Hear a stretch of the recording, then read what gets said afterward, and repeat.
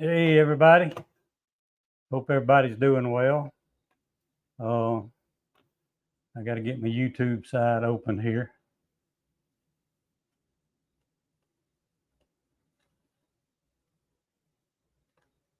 I can find it. I did the same thing last week, didn't I?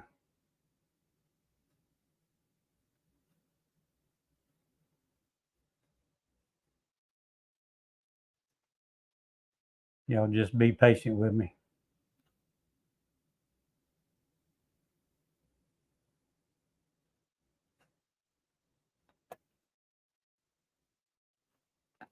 All right.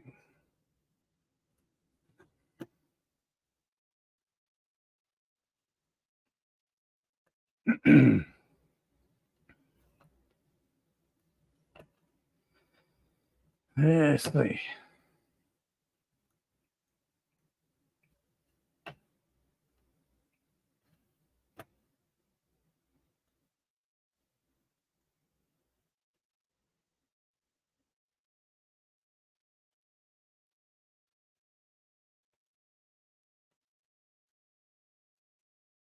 Lee, I done forgot where it's at.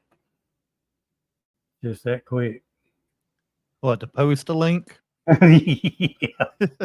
I get you on that side and then let you pin it on YouTube. Okay.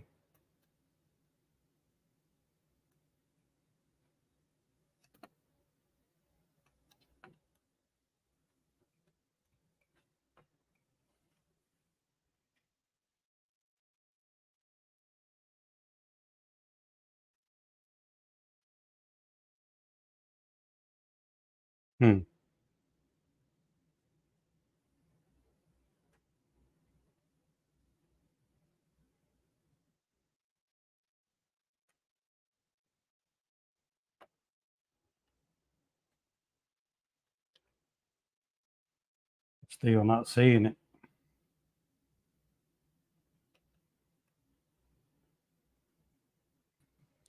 You got your YouTube window open? Yep. 3 dots right next to the post with the link. Oh, okay. You got to see it over here. I was looking over there. Yeah, on the YouTube side, not the StreamYard side. There we go. There you go. That's it. Appreciate you. Well, we got JW coming in.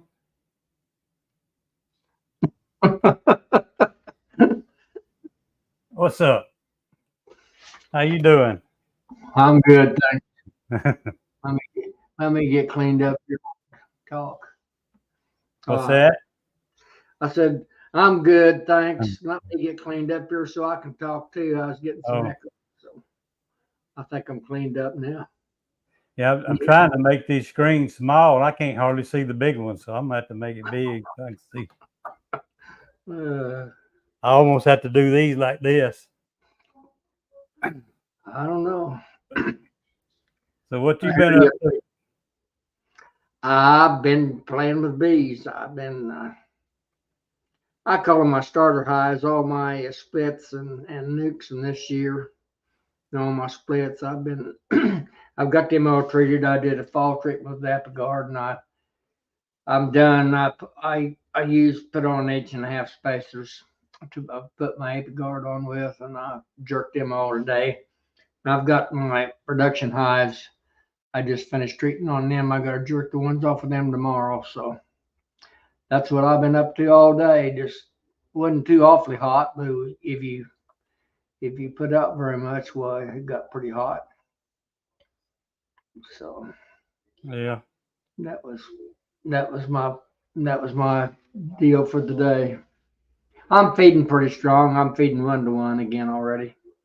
yeah. Well, I figured we'd kind of talk about what we need to be doing in different areas. Yeah. Well, I didn't figure. Me and Lee talked, and figured we'd be talking about what everybody in different areas need to do right now and what they're going to be doing for winter. Yeah. Because our winter comes so much later than everybody else's. Yeah. And he mentioned some things. Actually, about this time last year, I did a talk at a club, and he wanted me to talk on preparation for the next season. And I told him, I said, well, I'm going to start right now then. And it was about this time of the year. I said, I'm going to start now telling everybody what they need to do now to have all their colonies ready for next season. And it ended up being a pretty good talk time. All the questions started, you know. Sure. Yeah. I hear you.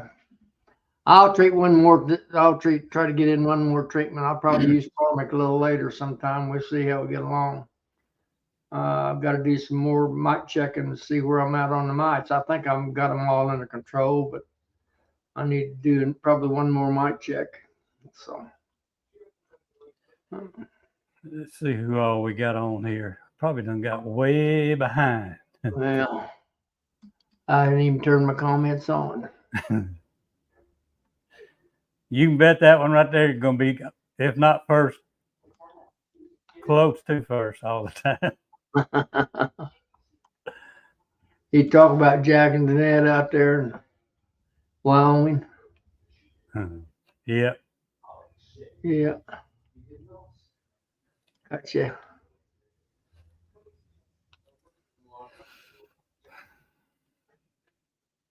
Hello, Ryan. I don't know you.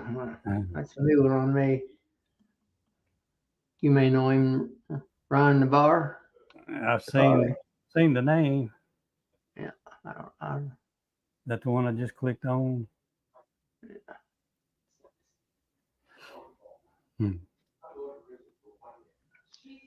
Randy and Keith.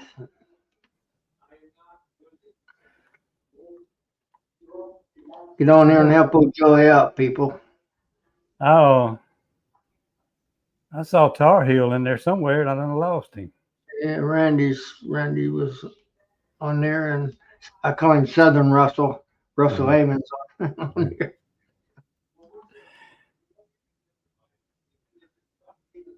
Anybody else want to, you're welcome to come on in the chat now. Just sit and listen like I do, or you can talk about something.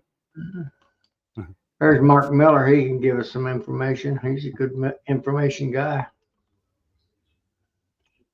Did I miss anybody? There's one right there. I wanted to thank him for last week. He did a little super chat there, and they didn't any of us ever see it until everything was over with and saw it up there. Just want to tell him I appreciate it.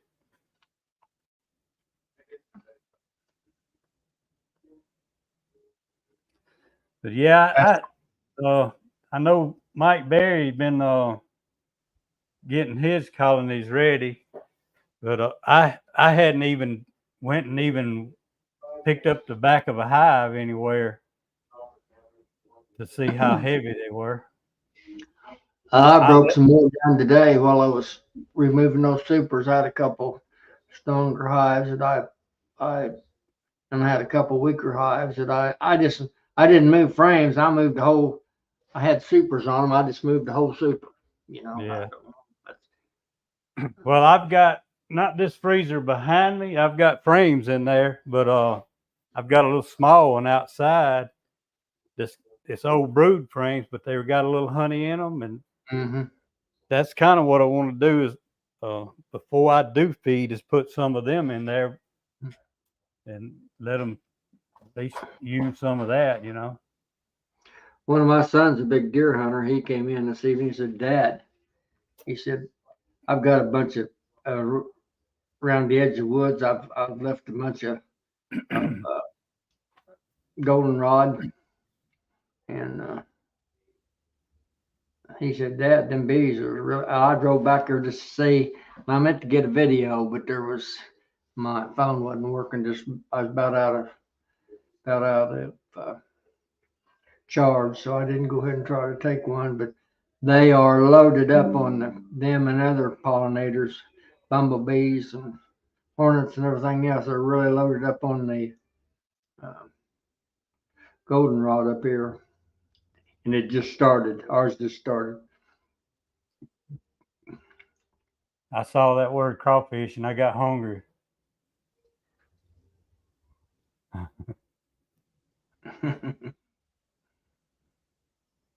Hey. There's the one I hadn't seen yet. Pastor Larry, how you doing? Good evening. But anyway, like I say, I hadn't even went back and picked up any of mine. The only thing I really looked at is that open air colony under my one of my beehives. Mm-hmm. And I even messed the video of that one up. I had it supposed to be in a short, and they didn't put it up as a short, so I redone it, and somehow I didn't click the right time on it to redo it, and it just did the first half of it. So now I got to do the rest of the story, I reckon, what they look like after the storm. So, but that's the way it goes with me and my video. And Mm-hmm.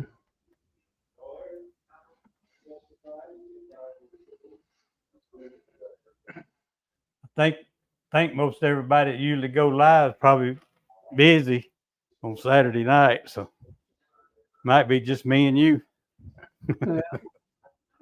We'll lie to Yeah, we'll lie to one another till it comes out to be the truth, I guess. yeah, that's our story, and we're sticking to it.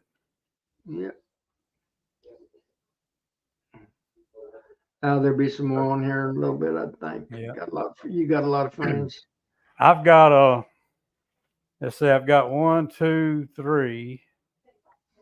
I've got at least 5 hives, 6 that I want to relocate. I got the 2 that's in my yard, actually 3 in the yard. One that's on that little front porch of the pump shed, one by one of my swarm trap trees, and the one by the front door of this shed. And then a couple out in the field. I want to get them in actual bee yards. And I'd like to do that before they start getting heavy again, you know. Yeah. But all of them but one is double deeps. So I have to load them up and move them. I want to take at least 2 more of them to my prison yard, and I want to take these here. I can't move them to. I probably move them to the prison yard, and the ones that's up there close to that one move to my Reagan yard and my mom's.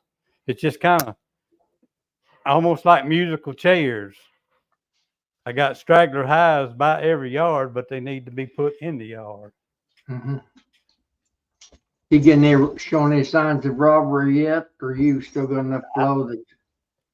I hadn't seen anything. I've been kind of keeping an eye on it, but I hadn't seen anything to make me suspicious. Yeah, I went to took 5 days, went fishing. Now you hear that? Went fishing last weekend. Left Wednesday and come back Monday. I come back to one rob out and one abscond. You know, I don't know. I'm pretty sure it was a total abscond because there wasn't. I don't know why they abscond. It was a pretty stout hive, and their robbed out hive was a little bit weaker than the rest of them. There, it was in my production yard, but they'd robbed it out, and I split it up and put all the frames in the freezer. You know, Yeah. and the other one there was some brood in them, but they hadn't. They did absconded while I was gone because the hives were, or the frames were all in good shape and cleaned out. So I guess they decided they didn't love me no more and they moved on down the road. Yeah, we moved into the prison yard. Yeah. Yeah. I never thought about that. You know, I don't know when the last video I done of that yard. I've always called it, when I was actually working there, I always called it my Angie yard, and it's actually closer to a town called Vonador, but it's an Angie address, and it's right in the middle of those 2 little towns. And I always called it the Angie yard. some people locally asked me why I called it the Angie yard if it was in Barnador. And I said, well, it's an Angie address. And if I said the Rayburn yard, which is the name of the prison, people would get mixed up with my Rayburn yard and my Reagan yard. So I said, I'm just going to leave it like it is. But now that I'm retired, I just call it the prison yard. Yeah. And I hadn't done a video there. I need to start doing more. But when I was working there, I had approval to pull the camera out and do all the video, and I wanted to, just as long as I kept the background away from the fences, you know. I've got there's a high security state prison there just down the road, about 3 or 4 miles from me. In fact, 2 of my sons work. One's a correction officer, and the other one's kind of in administration. He's he's in the office. I don't know. I don't actually know what he does. He's a counselor of some kind. Yeah. Got a degree in administration to justice, whatever that means too. I don't know what he actually does. I call them professional babysitters. You know, you get a lot of gang bangers. Most of them's high risk people. A lot of the gang bangers out of Chicago and stuff like that, murders, and about half the population's lifers, you know, so they've got some pretty rough characters to deal with, I think. Yeah. They actually was a few people kind of talked to me about getting a little program started there, since I had a bee yard that close. And the guy that was my assistant manager, he had bees, and he had a couple right by their garden, and mine were behind the housing facility of the employees. And they were, I think it's like 1,100 acres or 1,200 acres, something like that. And mine was on the opposite side of the garden. So when they sprayed or dusted or anything, it didn't really affect mine that much. But they'd call me 4:30, 5 o'clock in the morning, or text me and say that we're going to be spraying this morning. Can you close Mr. Doug's bees up? And I'm thinking, yeah, I can. Well, why didn't you tell me yesterday? Yeah. I could have went and closed them up right after dark. Somebody thought somebody had popped in there, but yeah. I think it's Lee doing something. Anyway, they had mentioned to me about the program, and I said I probably wouldn't mind getting started with that and maybe even donating a little bit to it, but I didn't want to be the one tied down teaching them. I'd rather somebody else do the teaching, you know. But and the guy that was actually a friend of mine that was actually over the vocational program, he was a beekeeper, but he didn't want to get tied down with it either because it would be extra stuff. Yeah. So we just kind of left that one alone. I saw somebody else had bees in the graveyard one time. I can't remember who that was.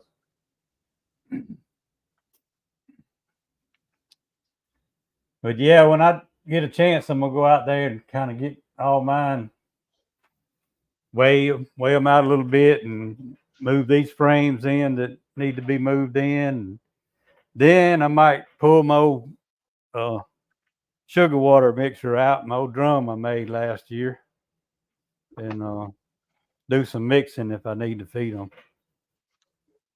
I may just do a little open feeding this year, but I kind of like to see how the fall flow is going before I start feeding too much. Yeah. Like last year, everybody was saying, man, we're not going to get anything with this goldenrod. I went to chugging sugar in all of them. Next thing I knew, goldenrod has done better last year than any year I've ever been in beekeeping. So I didn't get any nectar at all out of goldenrod. I don't think last year got quite a bit of pollen. I've still got some Dutch white clover up here that's still, we got out of that storm that come through y'all. we Yeah. caught the tail end of it and I got about an inch of rain. We were dry. It's gonna extend my my forage a little bit this fall, I believe, Joey. So Yeah, that'll help. We usually water turned on by itself. We usually we get just enough flow in the fall to kind of keep the bees busy, you know. They don't really build up a lot. Hey Todd. But I have been able to just depend on the fall flow. But usually it's just like right on the borderline of having enough. hey Todd. Come on in here. We'll Yeah, aggravate Todd you. needs to come in and give us something to talk about. Yeah. Get us those Tell us what he's doing. give us some of the reports from out there in the gold fields, California gold fields.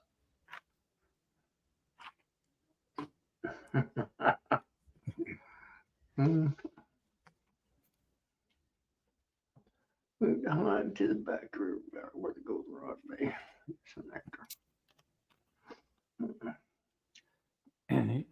You know, all that rain we got for that storm, I got my limbs picked up yesterday, and this morning I got out there just at sunrise and started mowing, and before I got through, dust was coming up.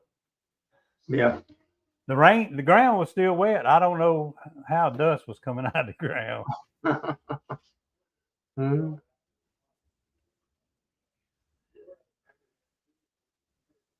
Gold fields are dried up, Todd says. Well, I guess you're just gonna have to rely on honey sales to survive. You can't mine any gold. It rained here for about 10 minutes, just a little shower.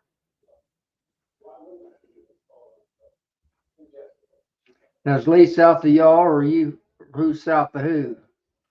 Are you about the Do what? same? What'd you say? I said, is Lee south of y'all, or are you about the same on north and south? No, Lee's south of me. Yeah, I thought the way you talked, he was. So. He's probably just guessing maybe an hour and a half from me, maybe something like that, depending on the traffic. How about the Nobby? Are you signed up down there? If so, where are you staying? Thought about it? I'm going, but I hadn't even got a motel ready yet. I haven't either.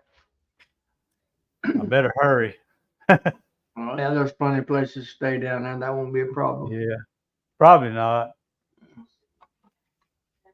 There's Philip. We need Philip to come on in here. He's got something to say.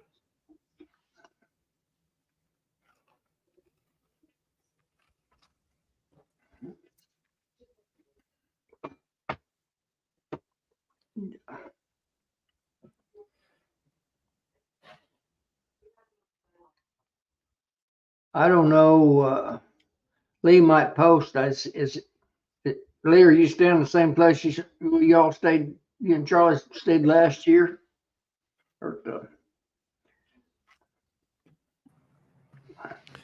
Yeah, I'm probably not coming this year. Oh, is that right? Okay. No, I think Charlie said he's still staying there. It was at the I believe that was the Hilton Inn we stayed at last year. Yeah.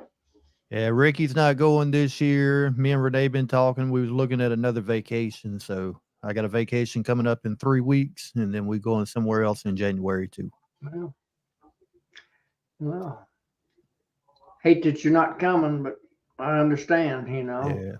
We may be back again next year. Yeah. Don't put it off too long. I can kick a bucket on you, They'll forget me real quick anyway. Have a good one.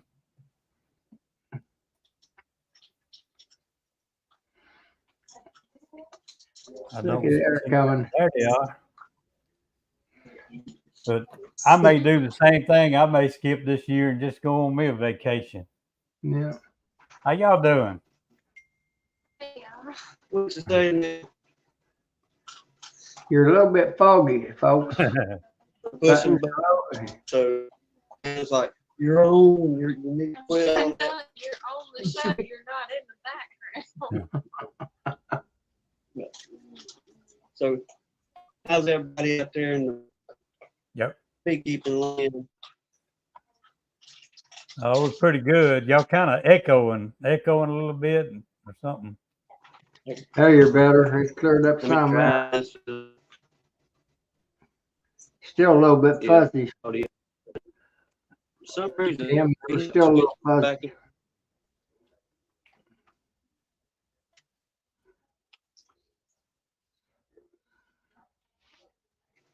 Hey, y'all froze up.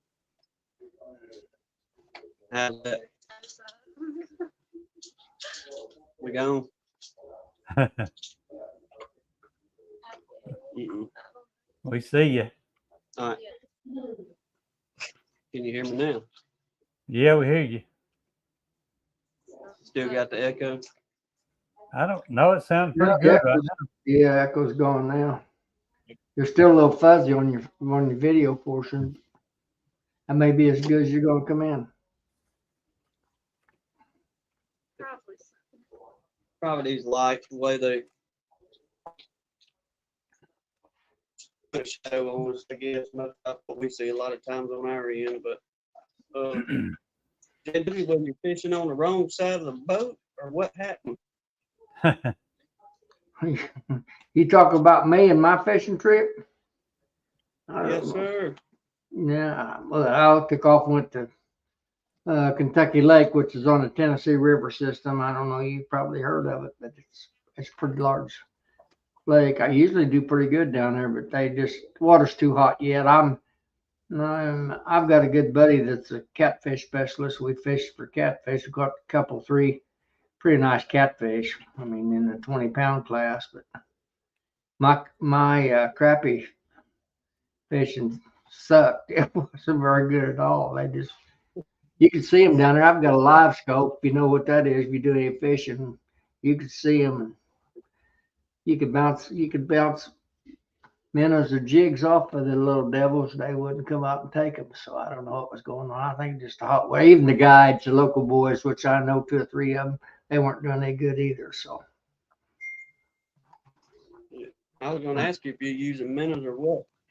yeah, Usually they'll get I normally minnows just use good. artificial baits, but the best crappie bite that I had, believe it or not, I was pulling crankbaits.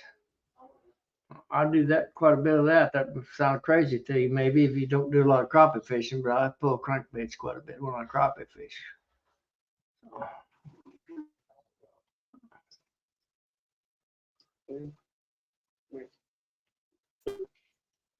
Joey, pretty well got your 100,000 Uh-oh. twigs picked up.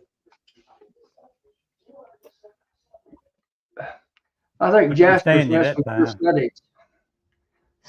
So I also mentioned that. I think Jasper's been on your YouTube channel. So let me try the camera on that. I don't know if it changed or not. When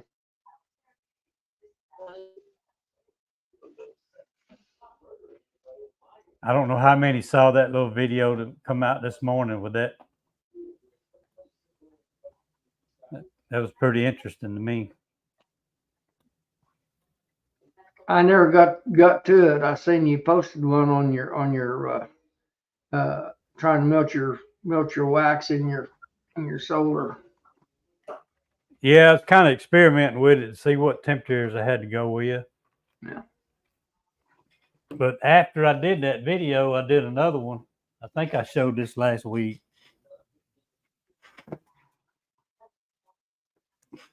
But I came up with that one.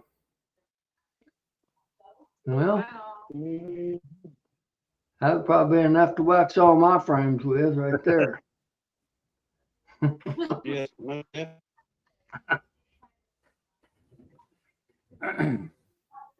I think I've got all my cappings and Burcombe and all that stuff melted. All I got now is a bunch of little blocks from my old melter and some that it's got the kind of dirty bottom on it. I think I might rerun them through it and clean it up like that. 'Cause that's what that was. That was a rerun from some that had that little dirty bottom to them.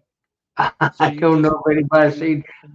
I had a big time mess on my wax melting operation here a couple of weeks ago. I posted it on Facebook. I left. I just had it.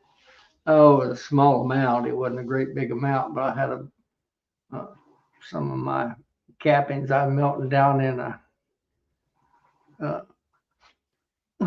Senior moment. What is? Help me, Hannah. It's the. Yeah.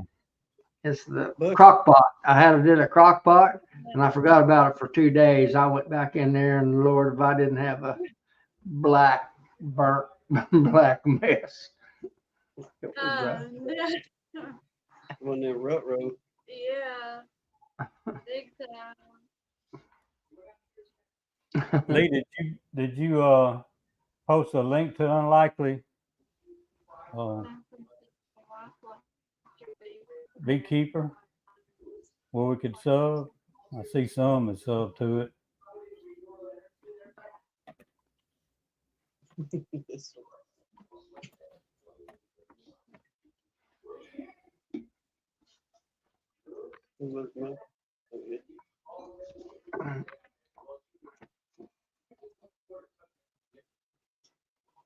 Hey, Castle, what's going on? Well, Joe, you got that wax out of your warmer refrigerator, if you will? Yeah. Well, you just letting it paper towel? Yeah. Have y'all watched the video yet? No, sir. We had to get up. It just come out this morning, but that old the bucket wax melter that I used a lot just to do old dirty comb and everything with the old honey strainer. I used it and just let it drip down into a bucket. And my first run, I came up with this. I broke it moving it around. It was a smaller piece, but I turned the temperature up and got a little faster with it. And done. Let's see. Get them right. This one right here in there. Just let it drip into that pan. Melt in the pan.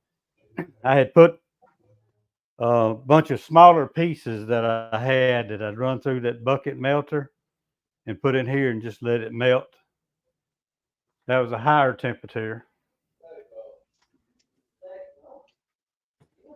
And then after my video was finished and posted, I did it again with all the rerun stuff. I wish I'd have went back and edited and just went ahead and put that in there. There's a link right there.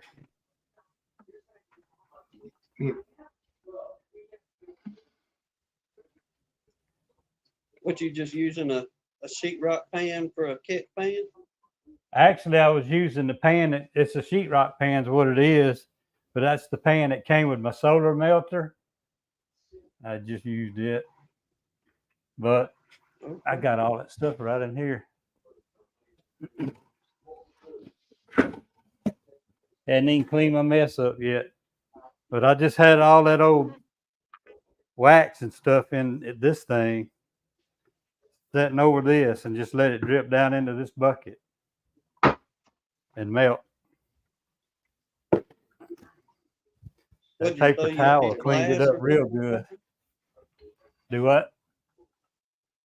Would you just throw you like an old piece of glass on top of it? Let it. No, this was. I was using that honey warmer for a wax melter. Okay. There you go. I kind of slowly turned the temperature up each time I melted a different thing of wax, and I finally got it up to a high enough degrees to get it to melt pretty quick. Are you willing to Actually took divulge longer for it to cool back off than it did to melt it. What'd you say? I said, are you willing to let folks know that information, or is that top secret No. On what? on your heat? Oh no, it's go watch the video. No, I'm just kidding. 180 degrees is where I stopped. I didn't want to get any hotter than that. Okay.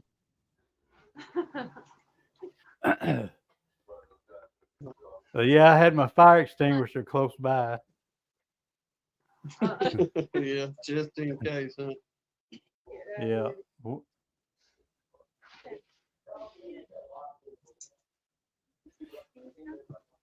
That old comb that I burn up and turn black, I put it in the burn barrel out there. And my son said that, he said, "What'd you?" said, "Dad, so would you put in that burn barrel out there?" And I said, "Well, some wax." He said, "It's been burned for 2 days." You know, it holds a flame pretty good.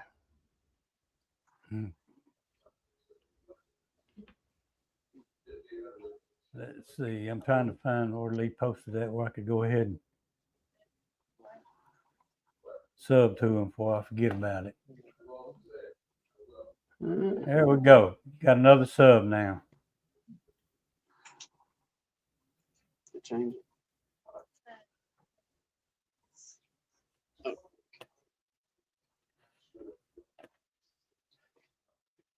How much of that weather did y'all get, Tim? Nothing crazy. I mean, we got a few inches of rain, but thank God it didn't get nasty over here at all. No, so the closest we heard on anything was a lady down at the filling station. Said she come in to work at 2 o'clock that morning, and she said them winds picked up pretty good. All the tornado was coming through, and I went on and ran in the store until all that passed by. But we slept through it. How I did, I couldn't tell you, but I'm grateful. I know that. But no, sir, nothing real bad over here. Just some wet, very much rain. Yeah. Well, I didn't go to bed at 2 o'clock. I stayed up with it, stayed on the porch a lot of times. It never did really get scary bad. And I'd watch it on the internet, and that eye, the further on land it got, it was like the back side of the eye wall was just like disappearing. Yeah. It go around, it wasn't picking up any more rain or anything, and it started pushing.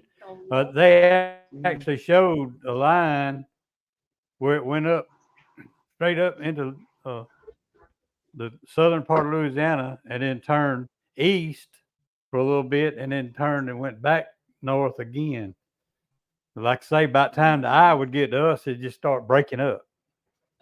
It was like when the eye got here, it never did do anything else but a little rain. But it amazes me though, with no more wind than we got, with these little oak trees. They gave up a lot of limbs, but they were all small limbs. I think the biggest one maybe 10 foot long, but every limb they dropped were green limbs, and it was like it just broke it and just whipped it all night. Green limbs with a bunch of acorns on them. It's weird. Did y'all have any of those locusts this spring, Joey?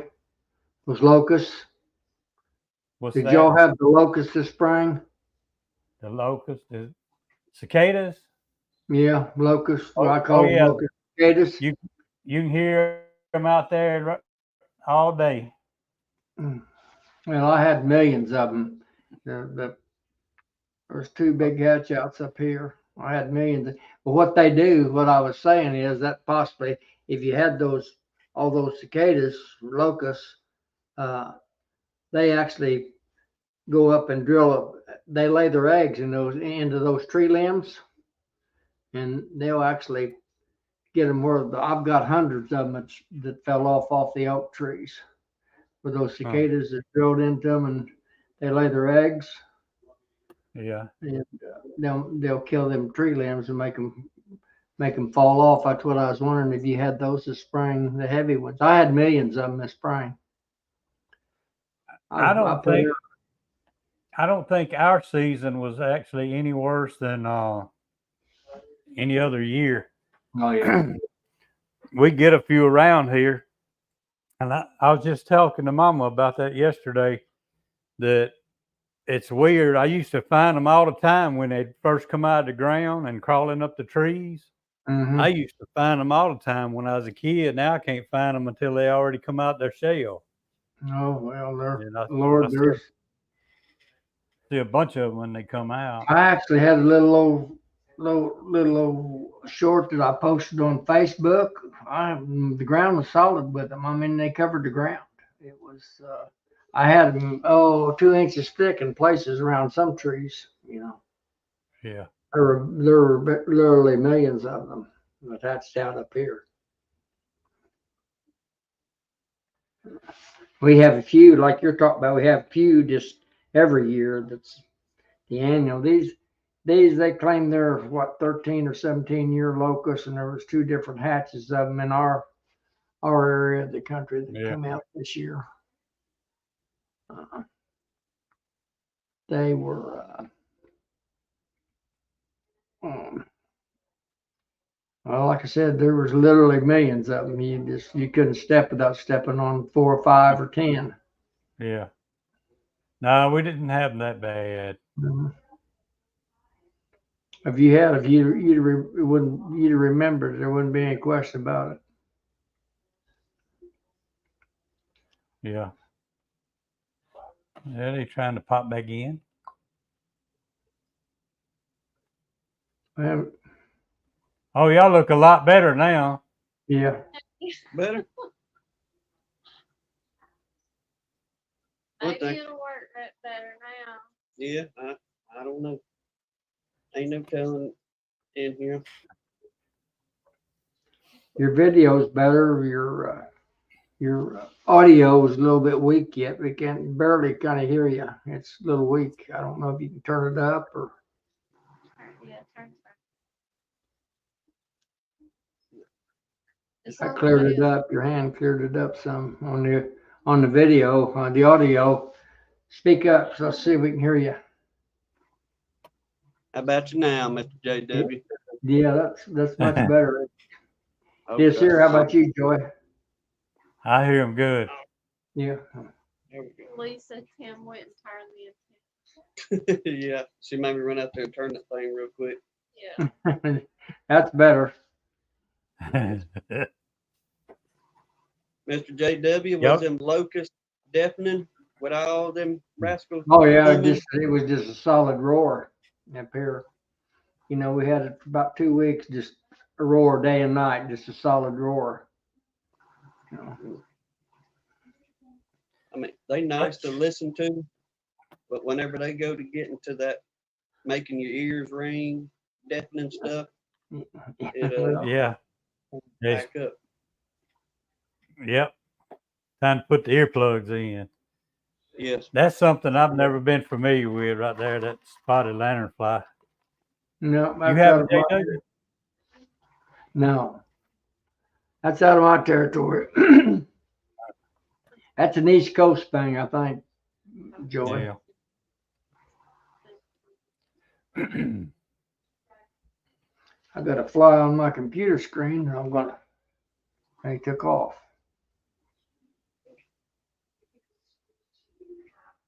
Y'all see that? When are you gonna do that honey judgment, Tim? When you plan on doing that? I was gonna try to get some down there if I ever get around to doing it. 29th? Yeah. 29th? This month. Yes, sir. Can I just tell you what mine tastes like and you can judge it, you know? We'll slide a piece of paper to the preacher and see where it gets you, but we can't Yeah. see nothing. I'll just tell you what mine tastes like, you judge it that way. It's Yeah. good, really good. Good.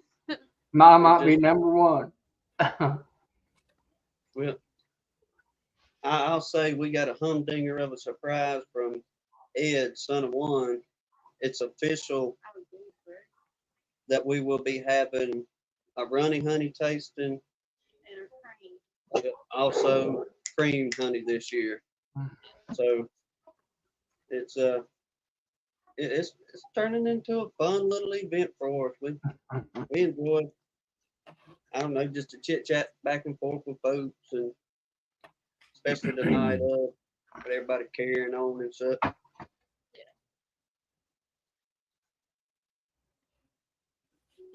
But you get ready if you want to, just email us, Mr. JW. If not, we'll put you a piece of paper in there. Don't you worry. I'll try to get you the real thing, but I won't make. I've got some little, 2-ounce sample. I call them sample bottles. I just have to take the time to.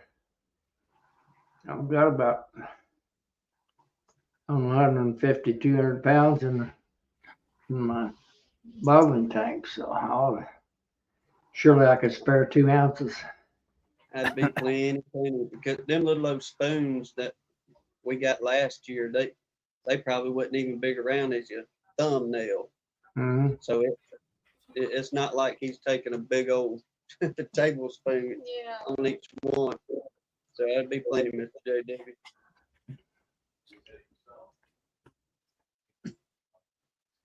I have moved some honey the last week or so.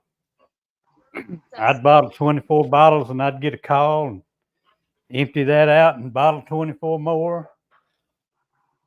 I got 2, 4, 6, 8, 10, 12, about 14 1-pounders up there now. Y'all keep on calling and I'll keep on filling. Well, I'm trying to move the wrong camera. I don't know if y'all can see that or not. It's that light's reflecting off of the front of it, but it's Coca-Cola. Yeah, we can see it in the. Are those pound or 2 pound, Joey? 1 pound, Oh, y'all 1 pound. Yeah, quarts in the bottom. yeah.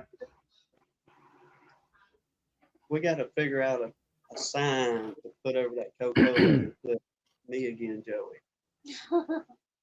What I done, Tim, was I bought a feather flag off of Amazon.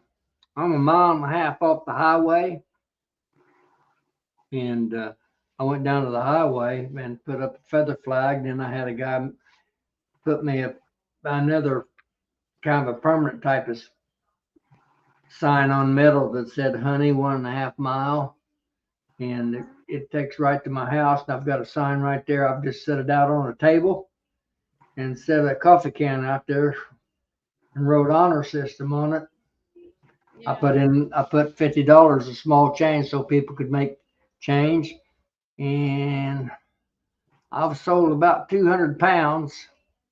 They just come and I've never seen one of my customers. They just come and get it and leave the money, and I've actually got more money than what I had. If I'd just replace it, I didn't put out a lot. I'd put out 2 quarts. I got quarts, pints, 2 pounds, and 1 pound. Plastic bottles, and the quarts and pints are glass, and I just replaced them every day and took the money, and I've actually taken in more money than what I had that I've sold over to right at between $1,500 and $2,000 worth of people just come and leave the money and take the honey. So That's incredible. If we did that in our neighborhood, they'd take the whole thing, box and all. We'd never see it That's what I was thinking. That's again. Never.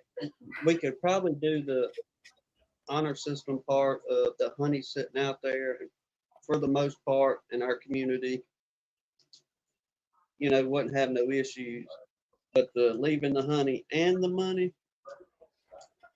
somebody probably just take the money and leave the honey. Well, But at least it rhyme.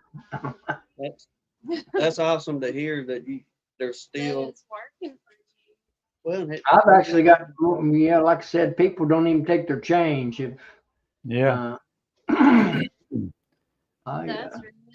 I would probably, if I set a kiosk up, I would probably have to do it at my mom's house. She's got more traffic and she's right on a highway. My driveway is a quarter mile long, Mhm. but we had it was our last inspector we had for Louisiana, our apiarist. He come talked at our club a couple years ago before he retired, and he had one at his house, and he said basically the same thing. JW, he had a thing to put the money in, had a camera on it and everything, and he had choices of different sizes and how much they were. And he said people will come up there, and if something was like $16, they'd just throw a 20 in there and get their jar and walk on, you know. Yeah, I get that. I've got my pints. I've got them marked. Excuse me. I've got them marked $12. A pint of liquid honey, or my honey, weighs 1 3/10 of a pound. What it weighs. I got it. The rest of them a pound. I just got it weighed out at $10 a pound for what I sell, and the pints come out about $12, and in my quarts, I'm charging 24. $24 for them. People don't take their change. They'll leave a 20 and a 5 and don't take their ones. I've got $50 worth of ones and 5s and 10s, and I just got it in a 3-pound coffee can, with the plastic lid on. I haven't lost a cent yet. They may clean me out one of these nights, but so far they haven't bothered me. Now, on the quartz you use, what kind of container is it? Just mason jars, quart mason jars. Yeah. Well, Well, when I bought all my labels and everything last year, I kind of had got away from doing quartz, and I got so many requests for it. So I said I'd go ahead and start buying quartz again. I had used to what I would do. I'd just write the weight on the little sticker on the back, what the weight was. And I was going to order some next time I order labels, and their label said 3 pounds. I cannot get 3 pounds of honey in our quart. No, you won't I'm get 3 3 pounds. I can't, I'm 3 ounces shy of 3 0.6 is pounds. what I get, 2 6/10 of Yeah. a pound, which is about 9 ounces. So if I have to, I don't even put the weight on it. But if I have to, I write it on the back what the weight I is. got me some little round labels on the weight. Just had them printed out. There's a local printer here by me. The odd ones, the odd ones, like you said, 1.6 or 1.3 ounces on the pints and 2.6 ounces on the quarts, and just a little old round label that fits inside the lid, Joey. Yeah. Let's find the right camera. You got your, it's got the weight right there, but it won't focus on it. Yeah, I can't. It won't. It hadn't focused in where I could read it. Yeah, but they put 1 pound on there. But if I wanted to buy one, they wouldn't put the proper weight on there for me. They just had 3 pounds. And I said, I'm not going to get them. So I just ordered some that didn't even have the weight. Same kind of label. Yeah. Well, like I said, I got a local printer to print me. Yeah, I can see that one now. But if I have to, I just write it on the bottom of that one. Yeah,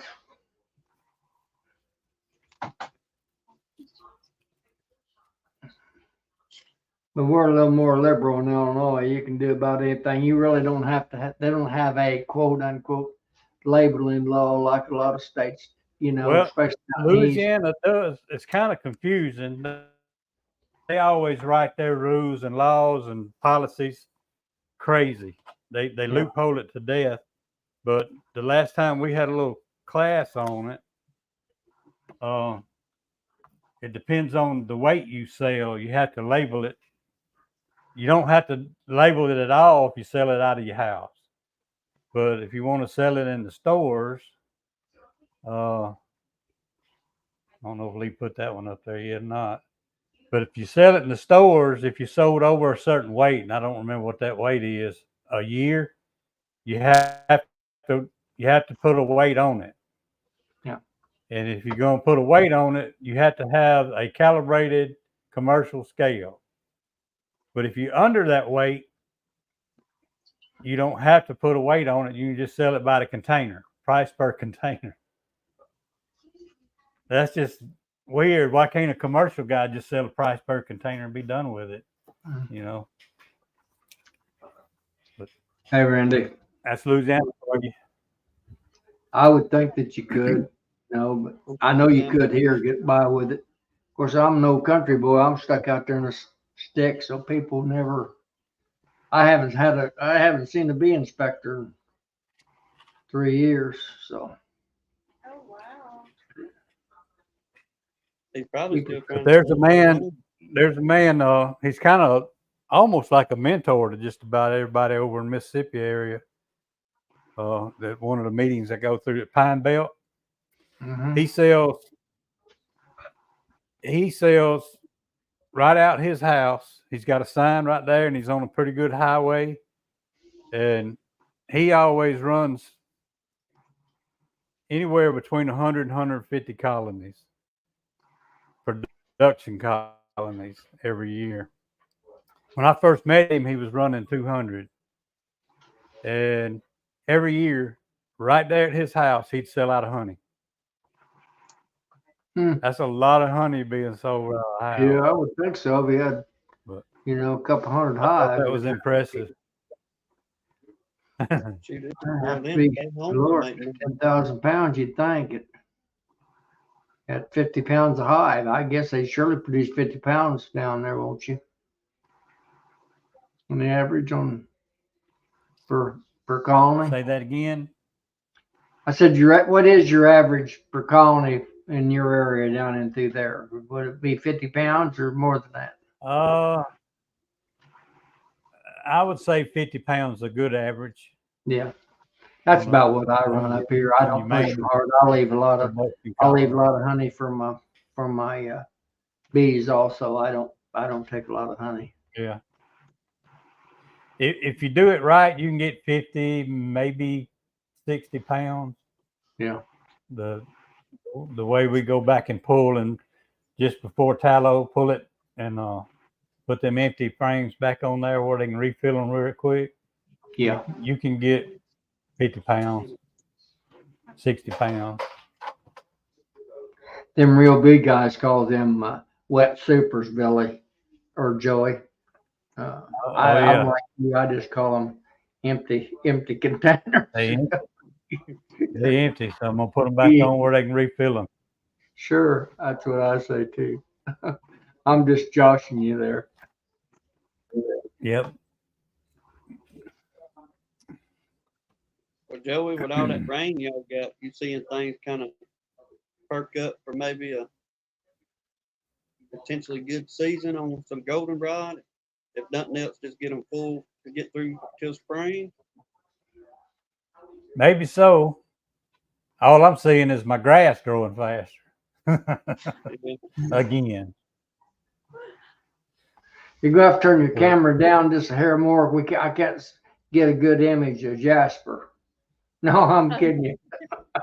There, Oh, well, for you. you got his ears and eyes, but you left out there he is. Make him raise up. Yeah. He's He's trying He's to trying go to hide. to He's sleep. usually setting up looking at the camera. Yeah. My buddy here is what to see him. He's down here at my feet, my little dog.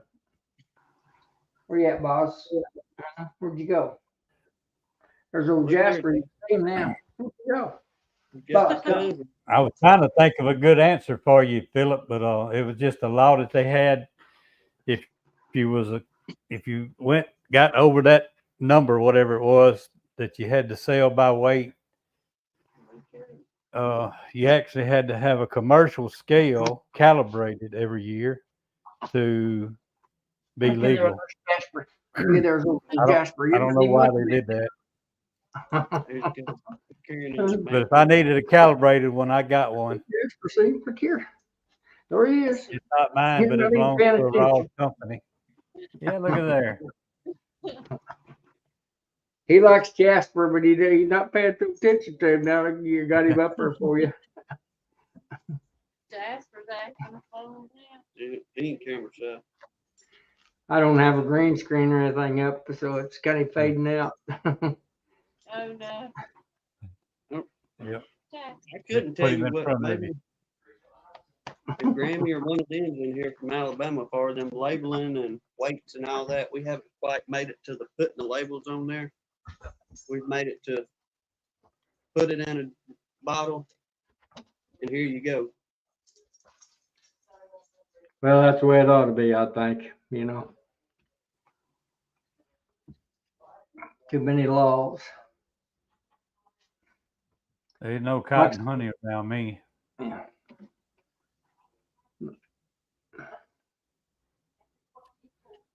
I don't know. I was sure hoping ours, that big old swarm that we got a few weeks back, I was hoping they kind of pull a little bit off this cotton, but undoubtedly it ain't putting nothing off because I went down there earlier and just kind of tipped on that hive a little bit, and we're gonna have to shovel the feed a little bit more to them.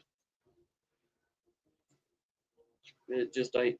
It's just dry as far as any kind of nectar, and seen one bee, literally one bee out of that colony with some orange pollen. Hmm. So I don't know what's going on in these parts.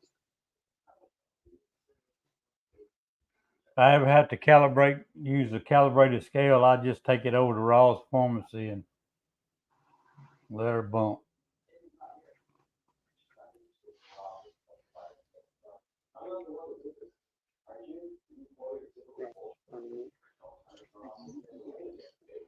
Where's John Marshall? Where's he located? Do any folks know him?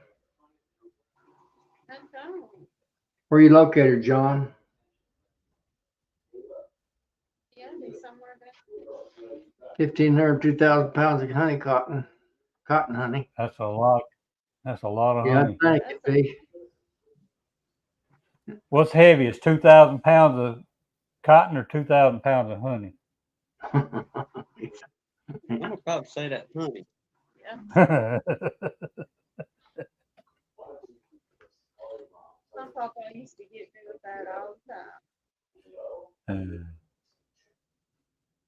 Hey Joe, you been across Mobile North Bay? Carolina, John says. He's in North Carolina. That's Okay. Lee said honey's worth more. Right now, probably. Yeah. yeah, Carl does a lot of marketing, I think, so he ought to be pretty familiar with the laws there in PA.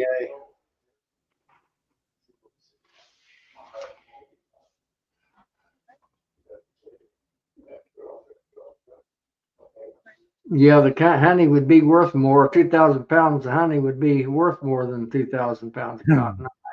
Yeah, probably so. Yeah, 'cause I think talking to some of the folks last year, they wasn't getting but about 2,500 a bale. Yeah. I mean, a roll. Yep. I'm not sure it's even that much. 69 cents a pound, Lee says. I'd go broke trying to pick cotton. I'd take the hunt. Well, if you had to buy one of them new cotton pickers, they're about $1 million a copy, I think. And the new ones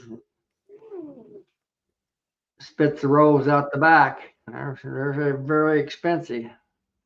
You never seen so many hydraulic lines in one place in your life. You open up the cover on one of them things. It'd be one of them. I just let another man have that job. Yeah. Yeah. But that's what they cost. I can Oh, I can remember a little bit around here when I was a kid, people picking cotton by hand. They didn't have all that machinery here, Yeah. but I never picked it. My mama and all her brothers and everything grew up picking it. But that's what our spring break in our schools were all about. Yeah. They had two breaks. One of them was for the gardening, and the other one was for picking cotton. Mm-hmm.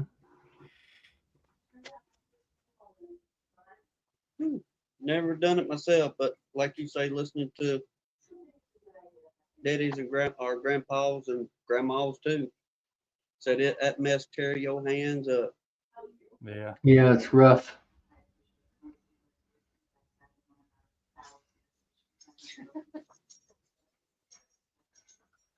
I got on just enough of it to be in everybody's way, according to my papa. Bless his heart, long gone, but I caught the tail end of it.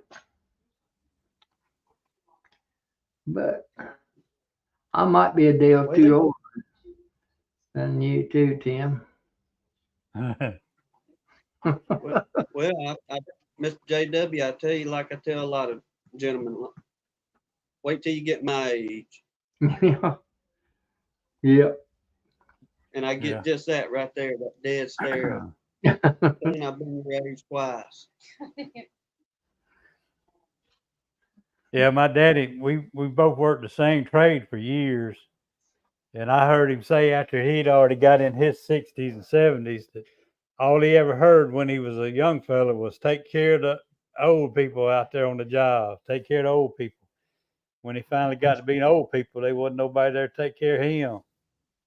So what about me? I'd hate to depend on some of them to take care of me nowadays. I was top of the rock in Philip. I got $5 a day. We got. Philip said his dad's got $250 a week. I believe $5 a day is what I started at.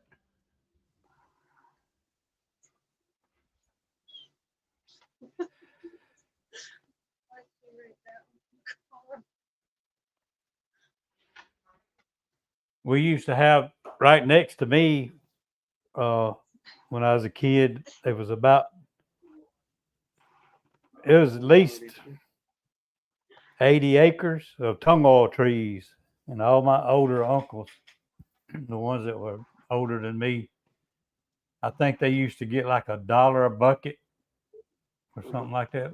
They'd have a big old, like a 5-gallon bucket, and they'd get like $1 a bucket picking them things up. you say tongue oil, them tongue trees. Tung oil. Yeah. Tung oil, Yes. yeah. There's Speaking of used trees, to do be y'all some have, of 'em. pardon me, Tim, do y'all have pawpaws? They come that far south? You got pawpaw trees down there? I don't know what that is.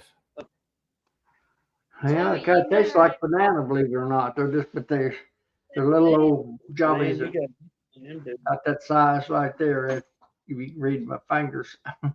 I didn't know if it was pawpaws. Aren't you about on the same line with Andalusia in that area, or are you further south?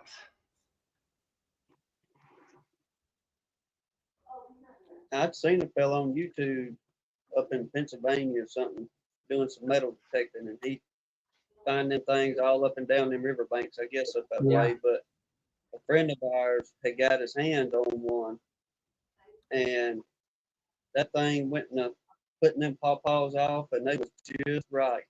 We'd never tried them. And You he want to said, be "Y'all want ripe, one?" because they're nasty Man, things you if they're not good and ripe. Good and ripe, they kind of I don't care for them, but they kind of taste like banana in a way. Yeah, that's what they look like. Thanks a lot, Lee. Yeah. Yeah. You can just shake when they're ripe. You just shake the trees; they'll fall off on the ground. That don't look like a typical pawpaw tree in my area there, Lee, but that's probably a a commercial one or something someplace. Guess I've never seen I one. I will say our little persimmons, the native persimmon, if you will, not them big old, Yeah. they call them Japanese persimmon, whatever they are. Yeah. But anyway, we have buku of them things here in the house or at the house, and his daddy's. Man, you talk about that thing is full of them little persimmons, and I'll try to beat the deer over there before you get on them. But like you say, you don't want to eat those rascals green either. We've got a lot of persimmons here also, so yeah, they'll pucker you up big time if we're not good and right.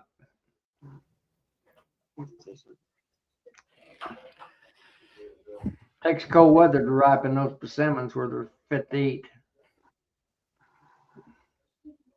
I'm gonna wait for. Yeah, if you can beat the coons to Yeah. them. Well, JW, let me ask you this one then on them little old persimmons. Like probably you too, Joey. But do y'all open one up each year to see what the Oh yeah, Little to see what the spoons are. Yeah, spoons is good spoon, fork, or knife? for the weather fork. Yeah. Take the seeds out of them and split them. Yeah, the old timers all did that. That was kind of a weather predictor for the winters. I'm anxious to see because we pulled some last year and done it, and they were spoons. So I'm anxious to see if we got something a little different this year.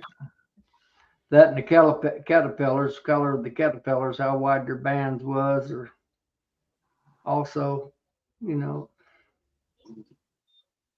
black ones was no snow, and ones with bands with lots of snow, and all that kind of stuff. We don't even hardly get any snow, and see up here, I'm living here in southern Illinois. We don't hardly get any snow anymore. We used to get some good snow when I was younger. American persimmons make a fine mead, but I don't even know anything about making mead. I don't. I've made some wine out of blackberries and elderberries, but I don't know anything about making mead. Do you make any mead, Joey? No, never have. Oh. Wouldn't know where to start.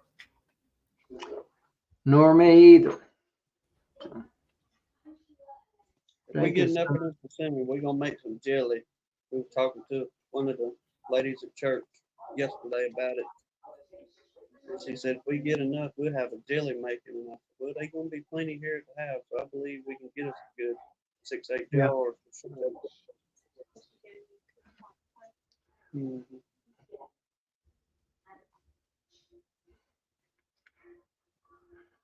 Hey, Lisa, maybe Lisa could probably give me a recipe for mead, but I probably wouldn't drink it anyway if I made it.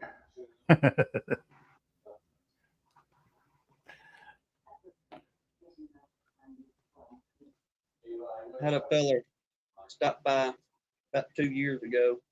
His daddy departed, and his daddy, we was family friends, but more family than anything. But he stopped by and he said, y'all went through, was cleaning out some of Daddy's old stuff, and his little medicine / liquor cabinet that he had.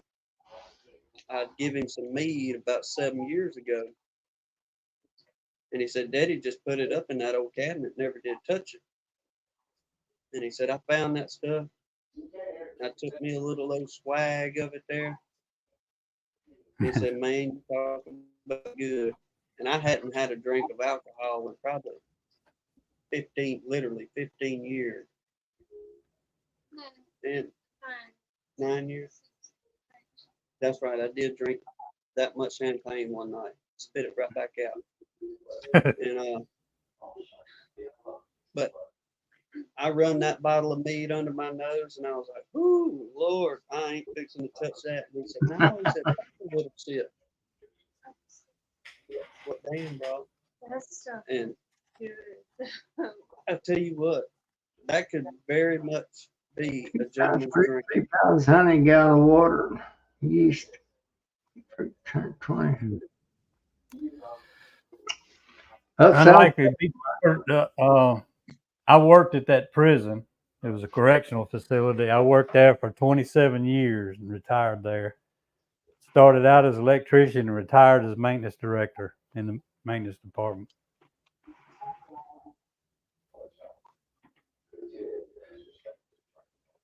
What was you reading that at, JW? Whoops. I think Roy Pugh put it up there on a recipe. Is that what you're talking about? Yeah. It said fruit. I don't know. Fruit, honey, and yeast and something else. Water. I don't know. I can't. Well, somebody told us that brewer's yeast is the best stuff to use for that mead. Richard Binder Jr. That's not too far back, Joe. It's Yeah. down toward I the had it. bottom. I had it up there, right there. Oh, okay. Yeah.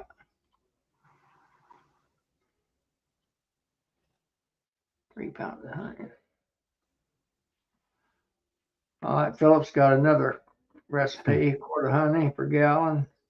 Got some champagne yeast. Everybody gonna have to make some and send it to somebody. Send it to us, and we'll.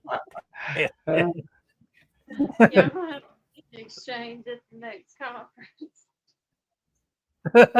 There you go. We can make an alcoholic out of you, Tim. We'll send you. You can test all the mead. I got a brother we can use that one on. Come on back.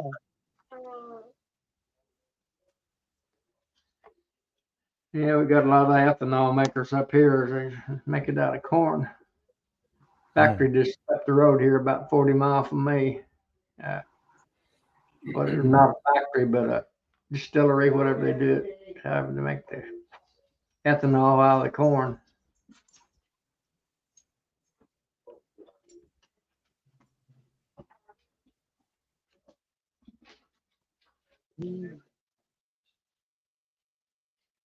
We found we getting a little rain shower here at the house. That's probably why we've been breaking up.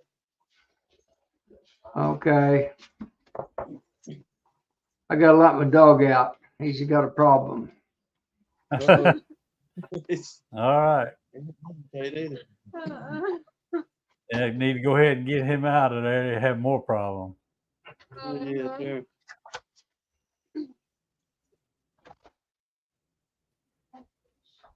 Well, did you hear any beekeepers down that way getting in a bind because of the storm? Joe, we need to keep on the prayer I list. or checked something? on several of them, and I didn't hear anybody say anything about it. That's good, man. I talked to Mike, talked to Randy McCaffrey, and a couple people from the club. Jeff. But I hadn't heard anybody having any issues. Like I say, the wind didn't really blow hard here. It was just enough to shake them old oak trees like this all night long and make them break off. Look out in the yard and you got that beautiful green leaf litter with twigs hooked to it.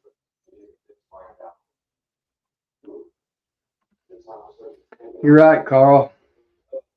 I don't want to clean up a mess, and I'd be a mess. My wife would be straddling me like.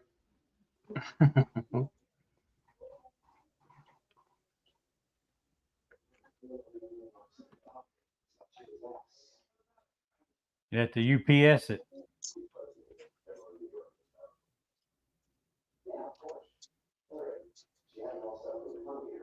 Yeah, make sure you're gonna get it. Folks been trying to send us stuff and they say it'll be here so and so day and it's 2 or 3 days later.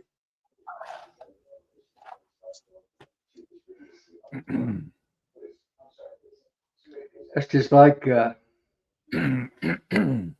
some folks down here, good friends of mine. That's Tom and Melissa Sauceman. You might know who they are. They get on these chats some. They make a bourbon flavored honey. I tried the taste of it, and I just can't. Nasty tasting stuff to me. Everybody seems to like it, but me, I think it's bad, nasty. There was somebody asking about that the other night on our live chat about trying to either get a barrel or if they was looking into making some. Yeah, I think all they do is put honey in an old bourbon barrel, wooden bourbon barrel, and let it absorb the smell or taste out of that bourbon barrel. That's just ruining a bunch of good honey in my world, I'd say. Yeah, some folk just like that taste, I reckon. But I'd probably be sitting right there beside you on that bunch there. Yeah. I ain't got no problem with a man having him a sip or two, but I can't do it anymore. I can't take the taste of it no more. I don't have much use. Like I said, I don't have any. I'm just like you. I'm not a teetotaler, but I don't have much use for it. I don't care much about any kind of alcohol. Yeah, so And guys ask me to drink with them. I say, well, I don't have to be drunk. I don't have to be half drunk to be obnoxious. I can be obnoxious sober. yeah, right now. Somebody got to be the designated driver, huh? Yeah. That's it. I'll do it for you. Unless you get too complicated, then I'll just leave your tail there and you call somebody else. Yeah. Lee's got his old mead right on hand there.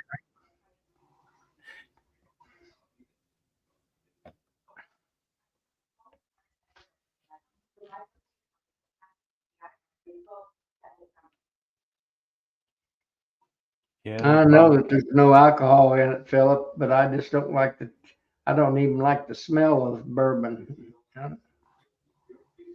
Tom and Melissa make it out there. Is that all it does? Is just give that honey a bourbon I taste think to I It's a- certainly would be an expert on it. I tried it, the stuff that they make, but it's I just figured it would be like a smell or charred taste taste bourbon. to it. So Is what they're going after, isn't it? That's what I think. That's what they do in barrels, ain't it? Charring Yeah. things up. They char them. You scared to go Because out? I'm sure all the alcohol is gone. It's just got a char smell. yeah, there's no alcohol to it. I don't think, but it don't taste good to me. Period. I gotta let my dog in. Planning on going.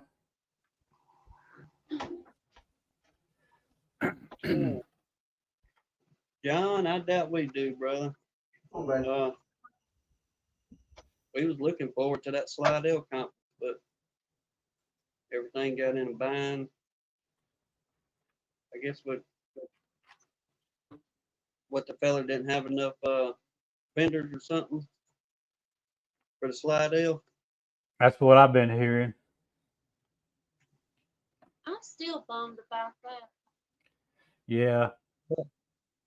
We are one day gonna get over there to Lee. We're gonna make that 2.5 hour run and get over there with Lee and do the Lee span. Mm-hmm. Do the what? Lee span. Oh, Instead of C-span, we got a Lee yeah. span. Y'all be like just looking around at all that stuff. Oh, Oh, I'll be in awe over there.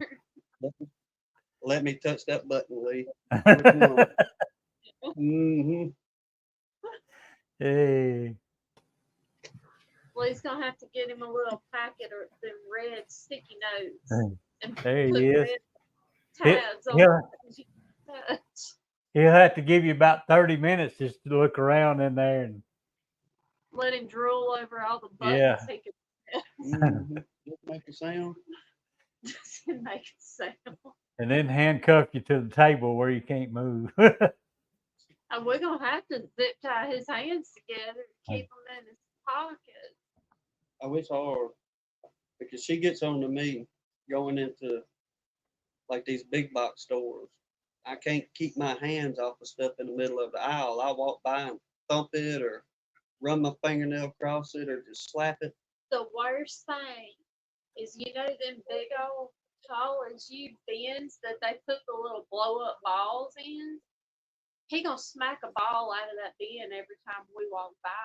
I mean, every time we walk by, he's gonna slap that. I'm like, you don't know who kicked their nose and rub boogers on that ball you hit and not washing your hands. The biggest one she gets worked up with is as soon as we go through walking through them doors at Walmart. You know, you got them big old TVs, security cameras that you see when you come walking in. Well, I'll just walk in and point at them. Keep pointing until I walk up underneath that thing. Why do you instigate? Why? It's just aggravating. You watching me, I'm watching you, is what I'm telling you. I got kind of used to having cameras on me all the time at that prison. Yeah, They had them everywhere. I was gonna say, I don't imagine there was a corner without a camera. I actually had access to almost, I'm going to say 98% of all the cameras. They had a few where I couldn't get into them without permission. But I had access. I could watch any camera I wanted to. But those few. Look at there. Ah, About time you showed up. yeah, I got something to say. It's better to burn out than to fade away. Yeah. Got your baby setting all in with your daughter, did you? She finally just got up and walked back to her room. All she could stand. Yeah. She basically stayed on her phone, and I was watching you guys. We were like 3 feet apart. That's the way kids hang out these days. That's pretty Everybody comes typical. over and gets on their phone. Yeah. That's pretty typical. If I try to communicate with anybody around here and I see this, I might as well go back out in the yard somewhere. Mhm. I could go in there and say, "Hey, the house is on fire," and they'd just be. Out. I'd have to call them. I'd have to call them and tell them the house is on fire. They'd just say, "All right." Long Island. Philip, is she still making jewelry and stuff? Whenever I can twist her arm enough. I was telling her today that I'm about to run out of earrings. I'm down to about 10 pair. So Ask her if she don't mind if she'll make up a batch of, different ones, because we're gonna be getting in touch with you. Once we get done with the honey tasting, we got something else coming up. all right. Probably 2 or 3 weeks after that, but we're gonna get with some of y'all again. Put in a couple orders with people. Yep. You can, if you come up to Nobby, Philip, you can break your trip up. You can stop at my place. Okay. And you I'm fly me the rest of the way? I'm about 3 hours. I'm about 3 hours from there. You stop by, drive to my place about 12 hours, and then you can we'll go on together. Skip him on up.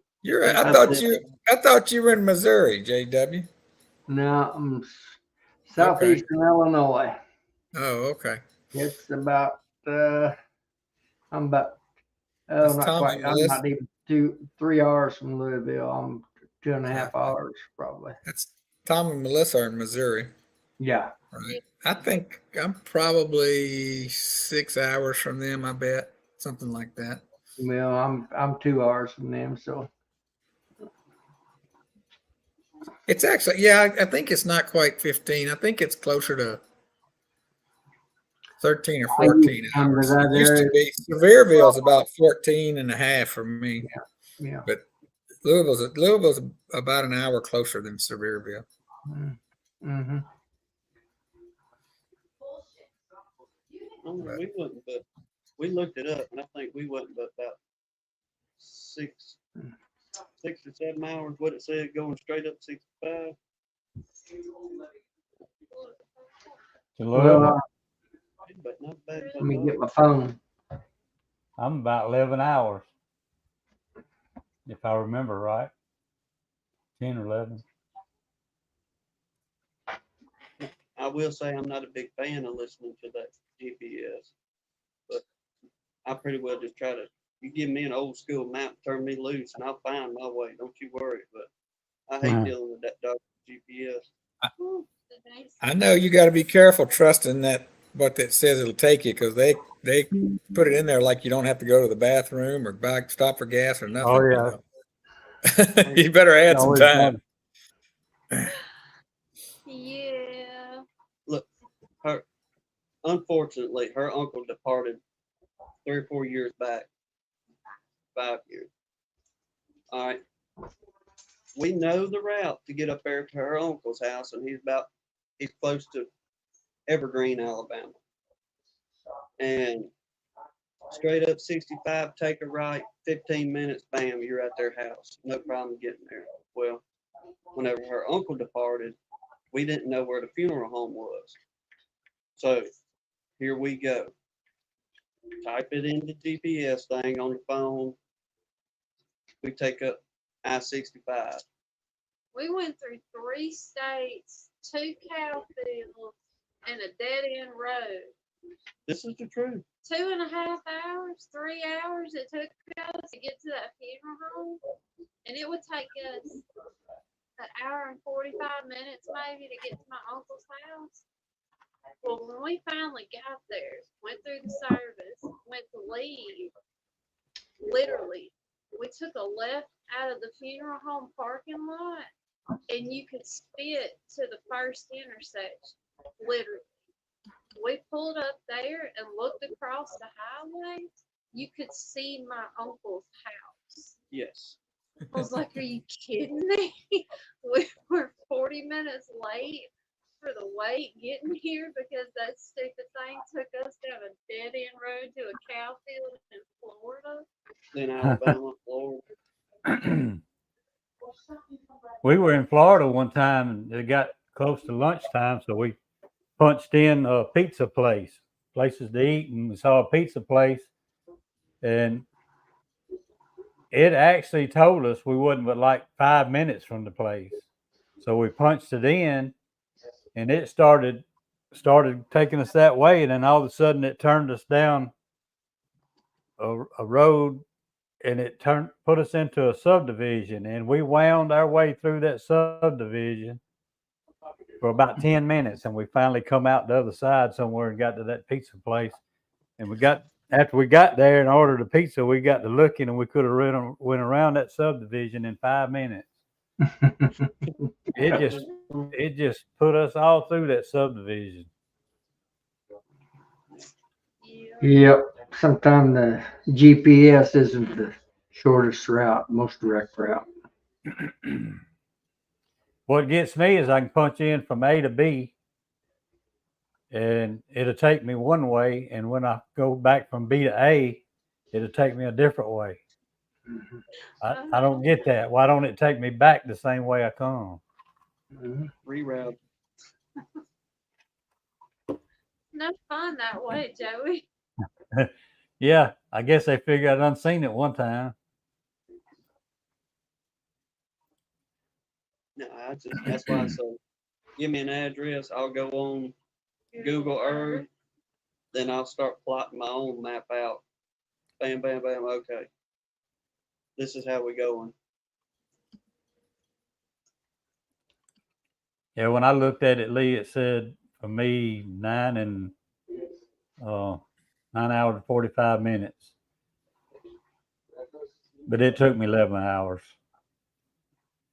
Yeah. Well, time I did a Waffle House and That's the deal. I always tell people in miles because how long it takes usually depends on how fast you drive or fly or however you go. Mhm. And how many stops you make? I Don't remember follow me. when I worked in New York City, we drove home one time. We used to go halfway when we drove it. Most of the time I'd fly it. We drove it all the way through one time, me and the wife, and we did it in 21 hours. That's back when the speed limit was 55. Mm. And we had a boy, we never could beat him. If we could do it in 21, he could do it in 19. Yeah. But I think he got airborne in his old car every time he left. Yeah. A cannonball run for him, huh? Yeah. Yeah, my phone says 12 hours and 15 minutes, and that's right now, I guess. Mhm. But I can't, I can't make it in less than probably 13 and a half, 14, I bet. Mhm. Yeah. Well, Philip, what are you doing with your bees right now? I'm not doing anything with them. That's me. I've been, I got real busy at work these last couple of weeks. So I actually went to work some today. I hadn't worked on the weekend in a long time. I'll be going back tomorrow. So, but that's all right. Got to pay the bills. Yeah. But I need to get out. I do need to get out here and check and make sure. I might need to put some supers on mine here in Capel, just because they will put it on in the fall here for some reason. I've got a few on there, but I'd like to get my other supers on because I had a problem where I just didn't put I didn't keep the paramoth on them, and wax moth tore me up pretty good. So I'd like to get them on there and just let the bees clean them up so they'll be ready to go in the spring. Mm.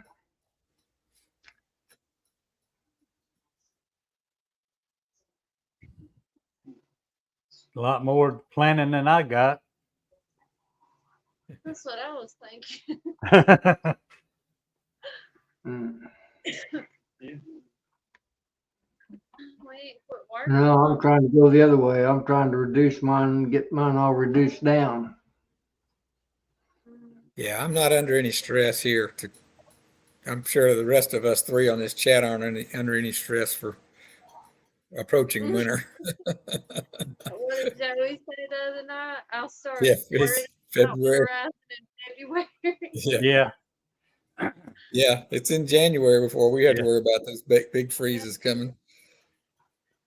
At least. Yeah. Our winter starts like what I say, Yeah, February 15th, something like that, about 4 o'clock in the morning. And it's over with at 8 o'clock. Yeah. Mm. Yeah. I was gonna say sometimes it's even later than that. Because 2 years ago we did our first split on Valentine's Day. Sure did. Because winter was done come and gone in a weekend, and it was over with.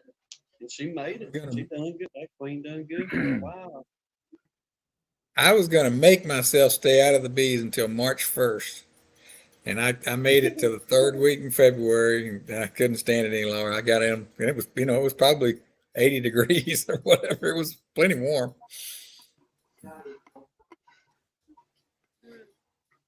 But yeah, We I really mean, don't have any weather up here. People don't hardly believe it. We won't have any winter weather. we after Christmas. might get down to freezing once in December. Yeah. Briefly. Briefly.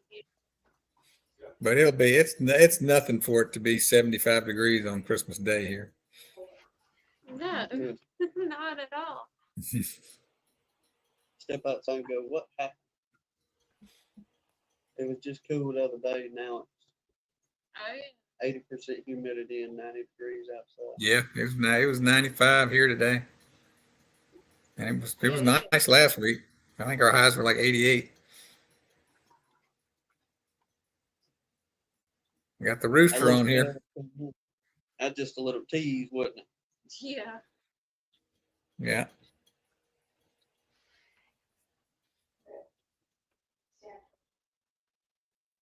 Yeah, I wish that hurricane had turned and come up to my farm, but it didn't because I need some rain there for sure. We've been getting a little bit here in North Texas, but not down there.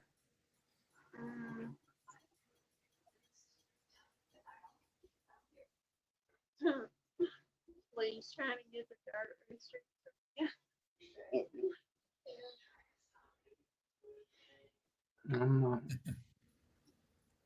Yeah, come on in, Randy.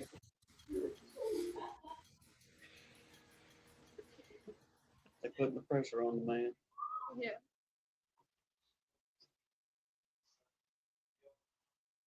Yeah, Lisa, we got a little bit too. I got about an inch rain fell all that tail end of that. Francine was it? Is that her name? I got about an inch of rain here out of it. Well, I'm gonna tell you one thing that thing did. Friday morning, I was feeding bees, and I feed bees just like you see me sitting here, and I very seldom ever get stung. And Friday morning, I went to feeding bees. That's up front coming in. They lit me up. I got stung 17 times. I finally went and put on a bee jacket. I hadn't had on a bee jacket all summer.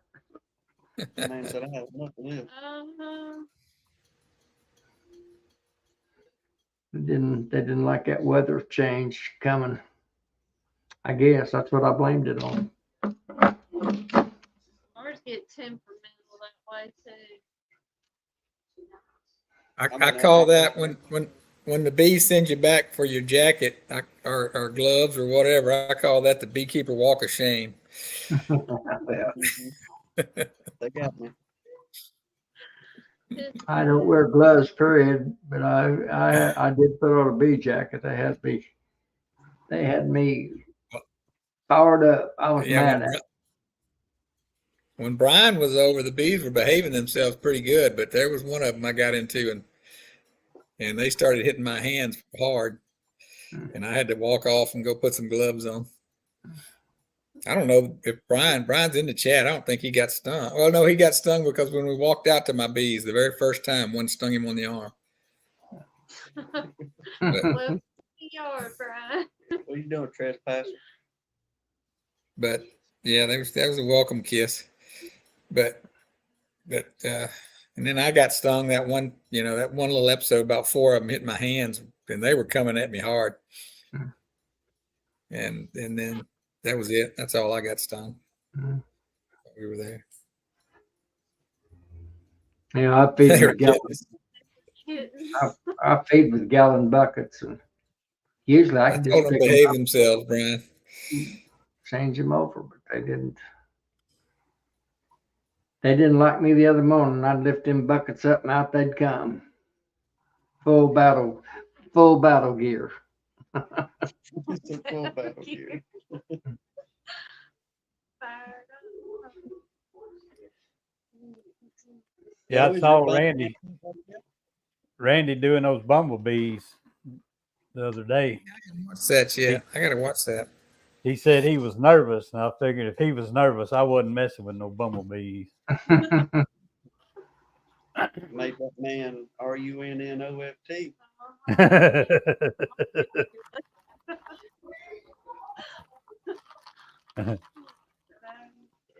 I was going to ask you too. I didn't want to fill your comment section up with all this, Randy, but what did that bumblebee honey taste like? Did anything like honeybee honey? I was good. But then I got into talking to him about Dolphin Island, so I wasn't going to fill him up with a whole bunch of my nonsense. Lord, no, that's never ending. I mean, I was just curious. I seen a little bit down the bottom right there. It said this is bumblebee honey or nectar. I was like, I wonder if he tried it. Let me take it.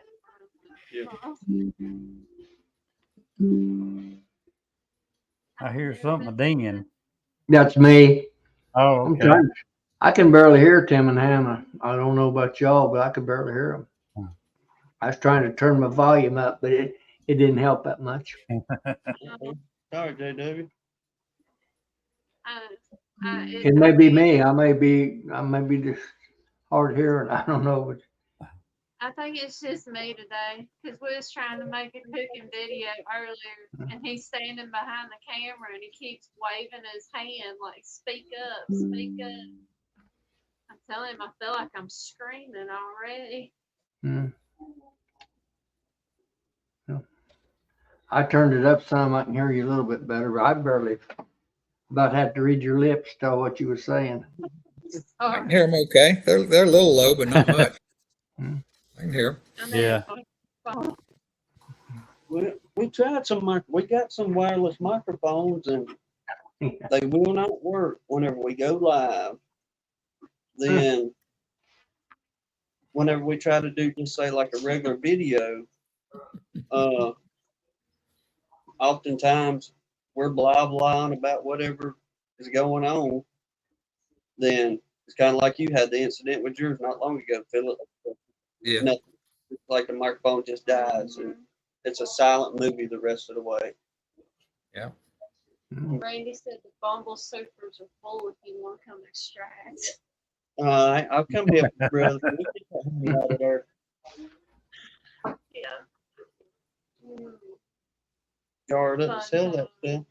Oh, I bet you could sell those. $24.95 right now. For a I day. don't know where their nest is, but my wife's got flowers around the house. And when I walk outside, it's not even good breaking daylight good, and I can hear them buzzing those plants. They're all over the place. I don't ever see bees on them, but the honeybees, the bumblebees are all over them. We gotta have the nest closed too. There must have been 40 bumbles. So Joey, I was watching your video after the storm, and that's a big, nice, pretty place you have there, but it don't have near enough beehives on it. What's up Yeah, with that? I got room with a few more. Over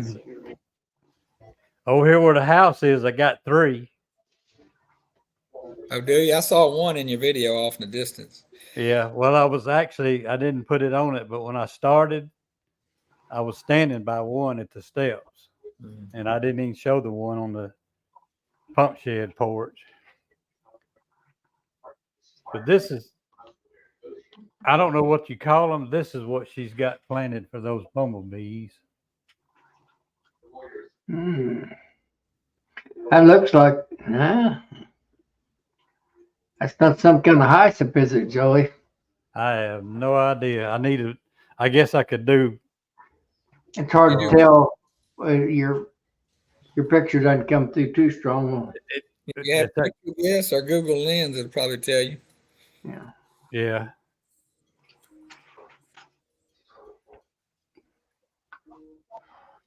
They look a little bit too. Most of them hyssop blooms are kind of a purple. They're not. That's more of a blue, is it not? Aren't those blue? It's kind of a blue purplish. Yeah, I mean, they kind of look like anise hyssopus. Hyssopus. HYSSOPS. Hyssopus. I get all my flower I information might have from to ask my wife. Sir Frederick Dunn. He knows about all the pollinator flowers.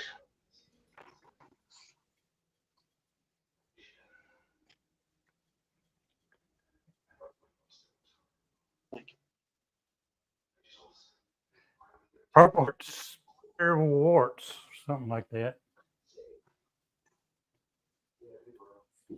Kind of blurry. I don't know why that camera does not pick that up right. Now tilt it a little bit, Joey. Tilt it down, or top away from you. No, it don't seem to. Top down. It's your whole screen's pixelated right now. Something's happening. Hey, Now you kind of blurt her out. Stick your hand in front of your camera. Yeah. Brian was talking about my Texas Deeps. The thing I like about them is I haven't had. Oh, I'm sorry. I hadn't had to feed any of those. I've got like 7 of those, and I hadn't had to feed any of those this year.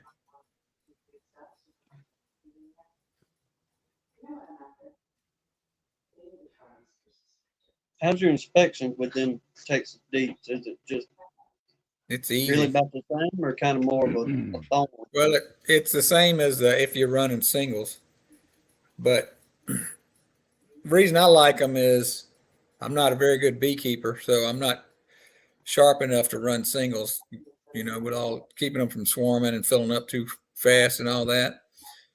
But those Texas deeps, it's basically a single and a medium all on one frame is what it is. So it's big enough. They're not going to get what do you call it? Honey bound. Yeah, bound up there. Because with a single, you kind of have to keep an eye on things, especially the way I run my singles is I do foundationless. So a good bit of my brood area is taken up by a drone comb. So if you have too much drone comb in there, that queen will run out of space pretty fast. And how in the world are you extracting them frames? Oh, I don't, that's all brood box. It's the same as if you was running deep singles. Oh, okay. I don't extract them. Don't want to extract them. Hmm. What I'll do next year probably is I'll probably take them and do like 3 frame splits out of them, and that'll give the queen some space and give them some new comb to draw.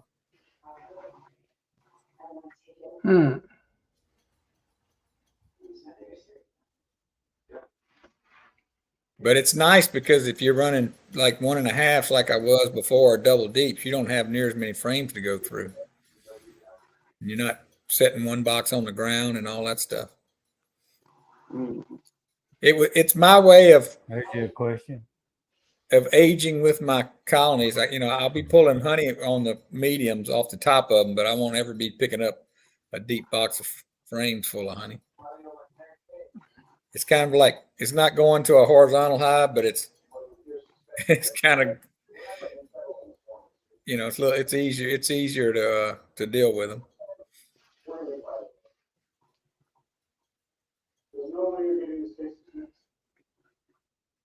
Philip, Yeah. you see Roy? Oh, what? Hey, Roy, all it is, Roy, it's, well, you may have seen like Jim at Vino Farms or Jimmy's Neighborhood Bees. They've both got frames that are like that bee barn, or who was it? What's his name that has the little beetle vacuum? The Bug Farmer. He runs some like that too. But it's just a deep frame and a medium frame combined into one frame.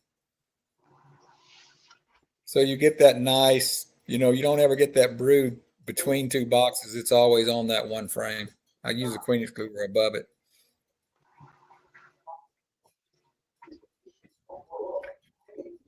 But I have about 7 of them. I'm gonna try to increase by about 4 of those every year. John, on the hive beetles, I don't have very many. If I see 8 or 10 on the top of a super or a deep or something, I think I've got a tremendous infestations. I don't have a big hive beetle.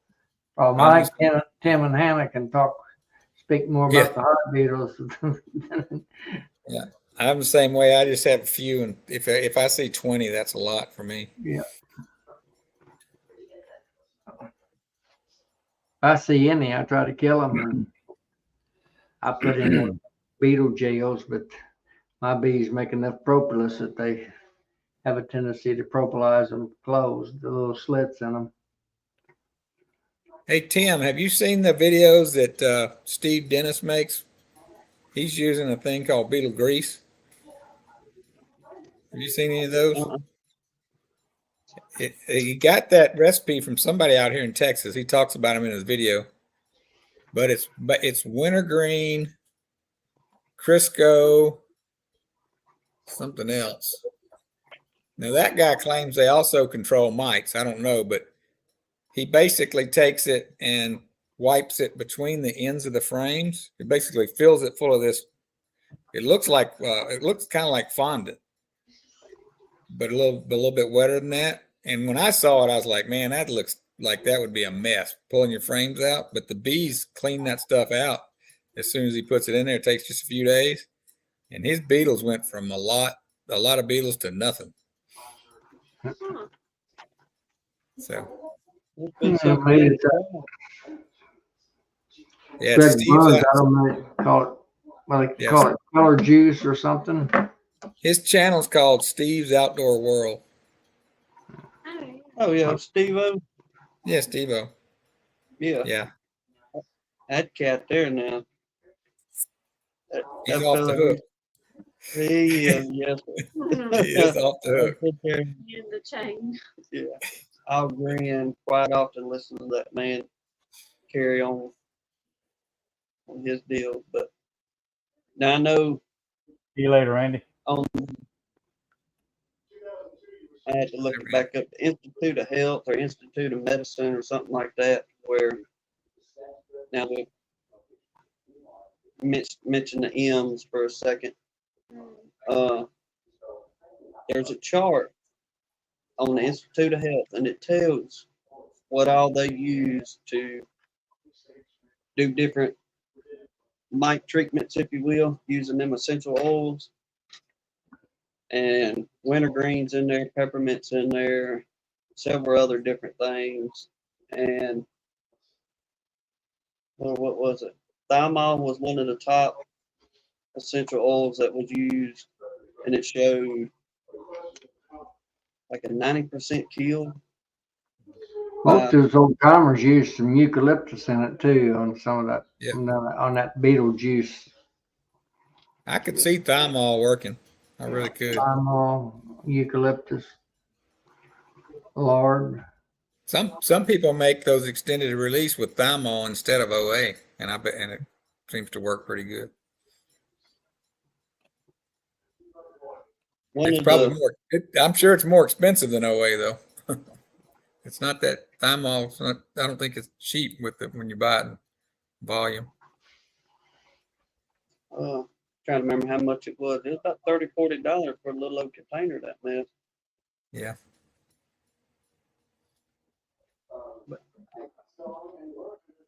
JW, we picked up on we wasn't using it for mites, but one of the elders in the church, he said, I don't know why I remember this, but as a young man, Mr. So-and-so was the butcher and the beekeeper.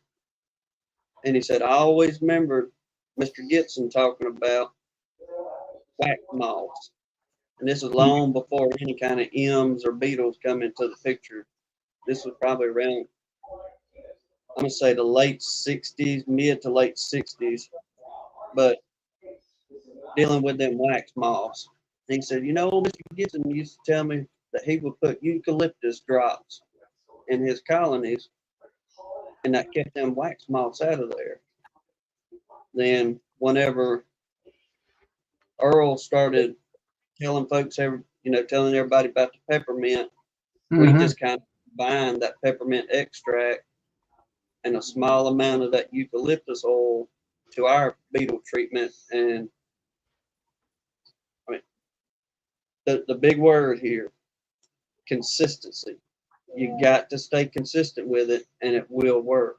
We got video from last year where whenever we was able to stay with everybody, we wouldn't have 3 or 4 beetles out of all the colonies out there. But if you live in an area like us where it's just perfect prime territory for them, it don't matter if it's a small hive, big hive, whatever. Them beetles will be in there and infest in no time. Have y'all ever used that? That fat bee man come up with it several years ago. That what they call it, the murder sauce.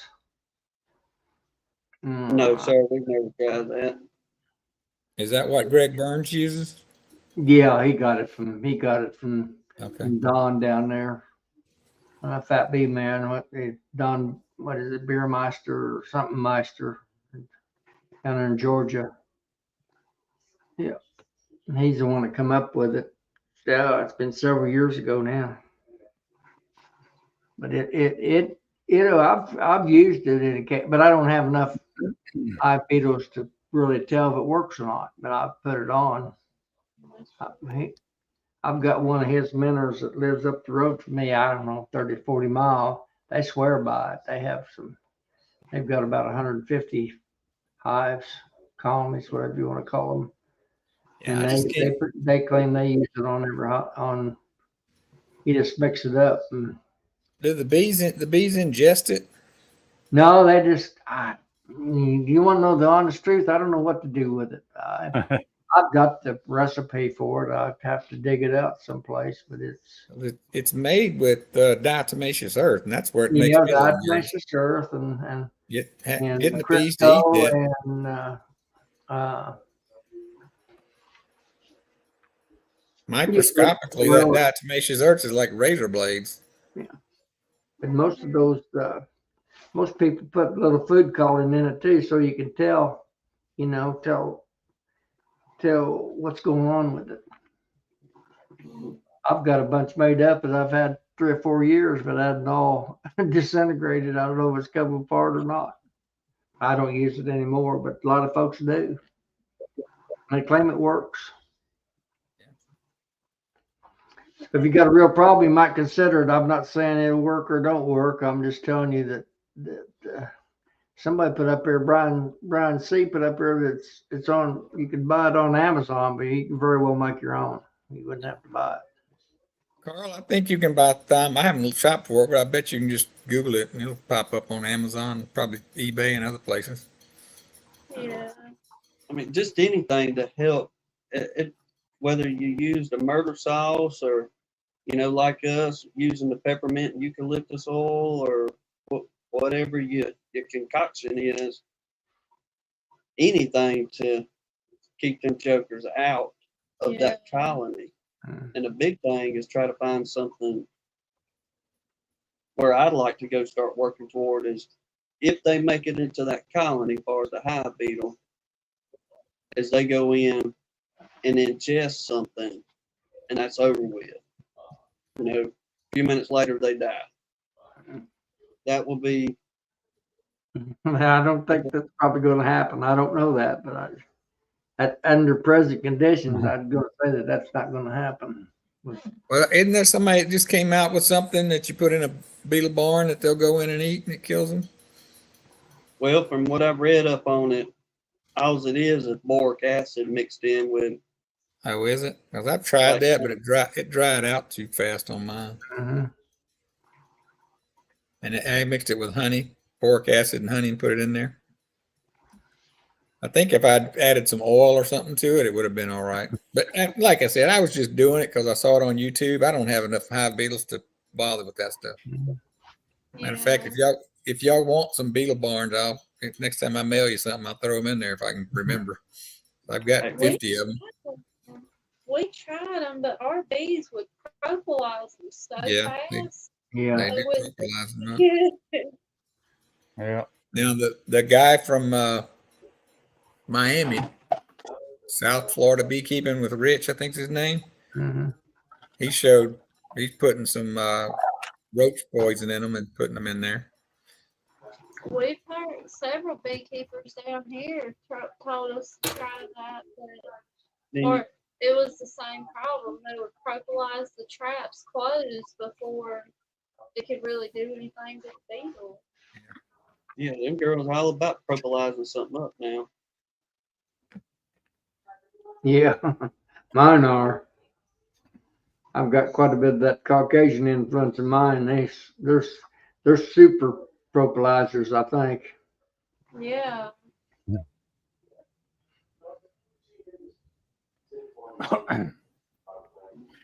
If you collect it, then you'd be good and make you some tinctures or something along those lines. But I ain't even heard anybody chirping about those new boxes that's supposed to be roughed up on the inside, and they build out so much propolis that you can collect. I mean, from what we watch, I haven't seen anybody even show one of those boxes to go, well, it's worth it or it's not. John, are you talking about the murder sauce, John Marshall? I said try it. Yeah. Well, that's good as far as the peppermints, because soon as them, this is one thing we learned about them peppermint candies. Within 24 hours, a lot of times we put 8 to 10 frame deep, Yeah. and oftentimes all 8 of those candies within a 24 to 36-hour period were gone. Well, we fill them up again. Now, this is before we started using the peppermint extract and the eucalyptus oil. This is just the candy solely. But now we got to notice there's got to be some kind of show enough benefit to it as far as the candy, because then bees, they'll take that peppermint candy, and if you look good enough, you'll see them storing it in cells around that brood chamber. You see little pink cells where you normally see like yellow or orange pollen or something. Undoubtedly, them bees, there's a benefit in there that they know more about than we do. And especially if it's good enough for them to be storing it around the brood chamber instead of storing it, say, where honey or, pollen and bee bread be stored at. But keep on with those peppermint candies. If they run out, hit them again with some more, because it'll definitely help keep them beetles down at bay to where you can not worry as much. So you said your bees must have good breath. I guess- hardly ever do anything for beetles. Hardly ever, except hive tool them. Mm-hmm. That's all I ever do. Count your blessings, Yes, Joey. sir. Lord, yeah.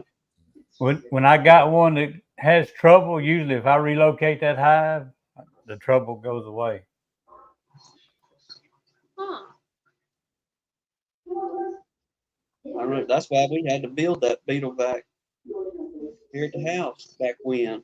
It's just that was the quickest way for us to get them, because as soon as you pop that inner cover off or you busted that propolis seal somewhere, I mean, man, they'd scatter, and you could try to smash what you could. You'd get some, don't get me wrong, with a hive tool or your thumb, but when it come down to several hundred running around,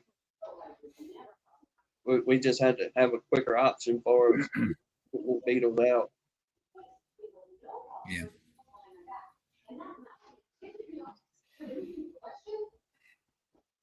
But I don't do yeah, anything with the propolis. I eat about all mine, Roy. The proper. That's the I- truth.